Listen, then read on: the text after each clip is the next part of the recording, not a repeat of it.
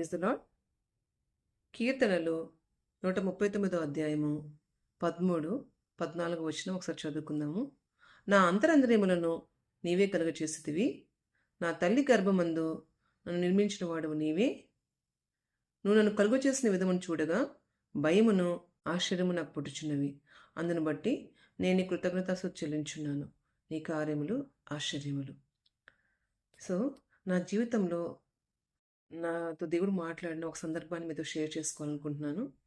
నేను MBBS first ఇయర్లో ఉన్నప్పుడు దేవుని తెలుసుకున్నాను. అన్ని కుటుంబం నుంచి నాకు బైబిల్లో ఈ వాక్యం ఉందని తెలియదు. ఒకరోజు ఏమైందంటే, మాకు అనాటమీ ఒక సబ్జెక్ట్ ఉంటుంది. దాంట్లో డిసెక్షన్ పీరియడ్ ఒకటి ఉంటుంది అనమాట. దాంట్లో ఏం చేస్తామంటే, చనిపోయిన డెడ్ బాడీని ప్రిజర్వ్ చేసి పెడతారు.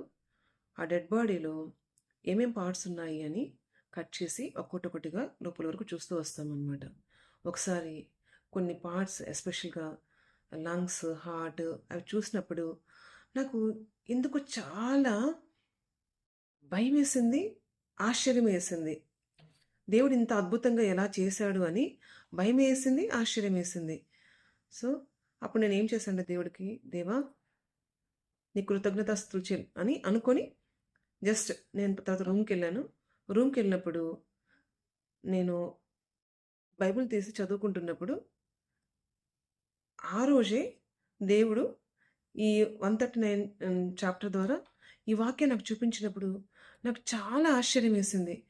దేవుడికి మన ప్రతి ఫీలింగ్ తెలుస్తుంది కదండి. మనకు ప్రతి ఫీలింగ్ దేవుడు అర్థం చేసుకుంటాడు. మనతో మాట్లాడే దేవుడిగా ఉన్నాడు. దేవుడు అనేక సార్లు నాతో ఎన్నో వచనాల ద్వారా దేవుడు నాతో మాట్లాడుతూ వచ్చాడు. మాట్లాడే దేవునికి కృతజ్ఞతలు. Praise the lord.